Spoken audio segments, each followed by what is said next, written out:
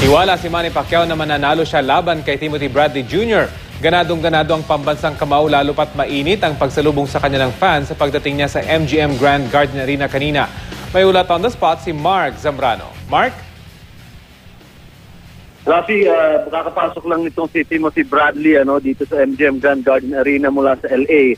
At napapansin natin na medyo pagod itong si Timothy Bradley dahil malayo nga yung biyahe niya. Ang balita natin ay nanood pa ng basketball game sa Staples Center itong si Tim Bradley bago dumiretso dito sa MGM Grand Garden Arena. Na-interview natin siya habang papasok ng kanyang kwarto at sabi niya ay handang-handa na siya para sa Sabado. Ito na mga ating pambansang kamao na si Manny Pacquiao kanina ay winelcome ng mahigit 1,000 tao dito sa lobby ng MGM Grand Garden Arena.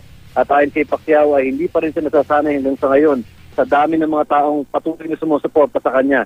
Meron mga balita na natanggap tayo na itong Ring Magazine, Rafi, ay naglabas ng prediction kung sino magwawagi. At ayon sa kanila ay medyo liyamado daw etong si Timothy Bradley kontra sa ating pambansang kamao na si Manny Pacquiao.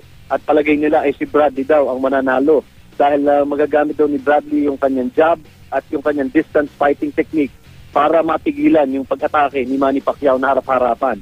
Tinanong natin si Manny sa si Coach Freddie Roach at sabi nila hindi naman daw nila masyadong inaalala yan dahil pinaghandaan na nila lahat ng aspeto nitong laban na to. At sabi ni Manny nga ay kahit ano pa ang gawin ni Timothy Bradley ay pipilitin ko na makuha ulit itong WBO welterweight title na dati na daw niya nahawakan.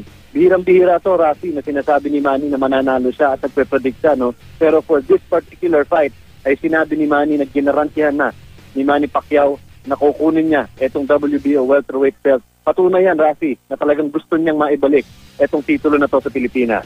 Yan muna ang latest mula dito sa Las Vegas, Nevada, Rafi.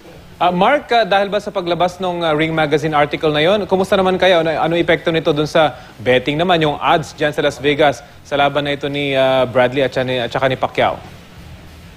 Alam mo, ang betting dito sa Las Vegas ay lamang na lamang pa rin itong si Manny Pacquiao. In fact, yung odds are very much in favor dito sa ating pambansang kamao. Dahil nga siguro, Rafi, alam naman natin na naging very controversial yung resulta ng unang laban nila. At halos lahat ng nakausap natin dito, whether may alam sa boxing o hindi, ay nagsasabing dapat talaga ay si Manny Pacquiao ang nanalo. At sa palagay nila, etong second time around, yung tinatawag nilang vindication match, ito si Bradley at Pacquiao, ay mukhang si Manny na ang magsasara nitong kabanata na ito sa serye ng Bradley at Pacquiao boxing. Rafi?